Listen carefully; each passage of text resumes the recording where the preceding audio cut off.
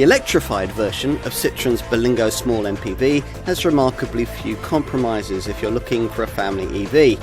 So, if you can afford the price premium and cope with the 174-mile driving range, it might be a tempting option if you're looking for a full electric compact family car and don't want a compact SUV.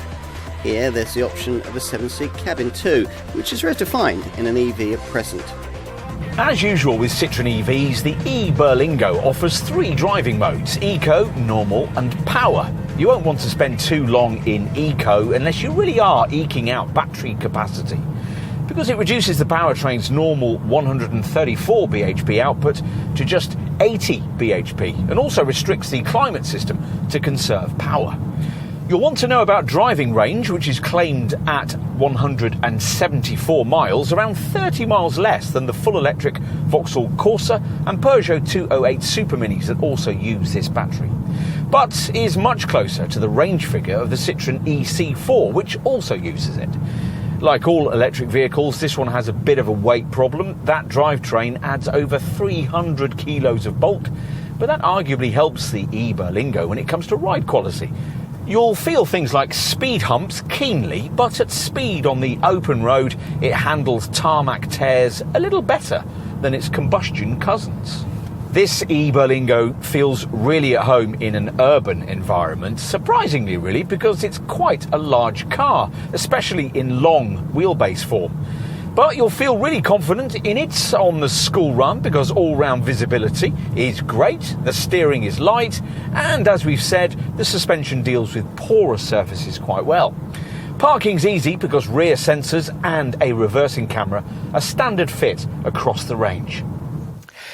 This third generation Ber-lingo does a better job than its Peugeot Rifter and Vauxhall Combo class counterparts in visually differentiating itself as an MPV rather than a van with windows. You get a choice of wheelbases, M for medium, or as here, XL, the latter enabling the fitment of a third row of seats. So let's take a look inside. At the wheel, at first glance anyway, it's much as in the old combustion-powered conventional Ber-lingo, or indeed a current Citroen Ber-lingo van. Once you've got used to that, if you look a little closer around, you'll start to see some of this EV variant's model-specific differences. This little EV drive toggle switch, for instance, that takes the place of the usual gear selector. And of course there are EV-specific features on both of the provided displays. Let's start with the instrument screen, which in its standard layout has a battery indicator on the left, a digital speedo in the middle, and a power eco charge drive meter on the right. Using this little rotary controller on the left-hand steering wheel spoke, you can alter the screen layout through various settings. Whatever you choose, the resolution is sharply defined and easy to read, which can't really also be said for the central 8-inch infotainment display. Still, at least it has a physical volume dial, and more importantly, it's not burdened with the climate controls, which are separated out further down the centre stack. We've saved arguably the best, though, until last: cabin practicality. If you were to add up the capacity of all the 28 different nooks and crannies available within the interior of this e-Berlingo, you'd arrive at a figure of 167 litres, about as much as you get in the entire boot of some city cars. OK, enough on what the front of the cabin's like. Let's take a seat in the second row. Now, both short and long wheelbase e-Berlingo models offer access to this part of the car via these sliding doors. The sliding doors are rather heavy to close from the inside, and this format means you can't have door pockets either. Still, on the plus side, this second row offers enough space to suit a wide variety of passenger shapes and sizes. Because the battery pack is mounted beneath this MPV model's floor, cabin space is not compromised. So there are vast standards of headroom, and because the centre transmission tunnel is virtually non-existent, it's straightforward to accommodate 3 fully sized adults if need be. 3 individual rear seats back here are standard with both trim levels, and all e-Berlingos get these aircraft-style seat back tables with cup holder points, but you don't get the useful underfloor storage compartments that used to feature on the old combustion models. Blame the bulky EV powertrain below you for that. Twin vents are provided back here, and you get a separate climate control if you've a model with the dual zone system fitted. Lower down, there's a USB socket as well.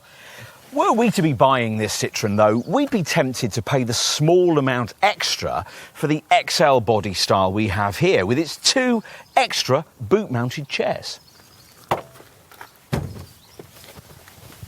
The fact that these sit within a spacious 4.75 metre body shape means that they can, at a pitch, be quite comfortably used by adults on short to medium length journeys.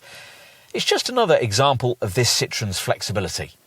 But you don't really need it, because there's plenty of room back here, in the standard 5-seat version anyway, and in this XL lengthier variant too, if you fold or take out the third row chairs, in which case up to 1,050 litres of space can be freed up. The 5-seat short wheelbase standard length variant can swallow 775 litres in its boot. Fold down the 60-40 split rear bench and up to 3,000 litres can be freed up in the standard model. With this XL version, it's up to 4,000 litres with both the back seating rows folded. In addition, with either body style, if you're taking really long items, the front passenger seat can be folded flat, allowing items like surfboards of up to 3,050 millimetres long to be taken inside XL spec models. As you'd want, the e-Berlingo supports up to 100 kilowatt rapid DC charging, with an 80% recharge taking less than 30 minutes, while a full charge from a 7.4 kilowatt single-phase wall box takes 7.5 hours thanks to the 7.4 kilowatt onboard charger. Customers with access to 3-phase power can specify an optional 11 kilowatt onboard charger that will charge the e-Berlingo in 4 hours 45 minutes when using a wall box that also supports this faster home charging solution. There must be plenty of people out there who want a family-shaped compact electric vehicle, maybe as a second car, but don't want an SUV. It would have to be realistically priced, have an acceptable driving range, and not look too van-like. The e-Berlingo, to our eyes anyway, ticks all these boxes. Jack of all trades then, and master of one: the art of bypassing fuel stations.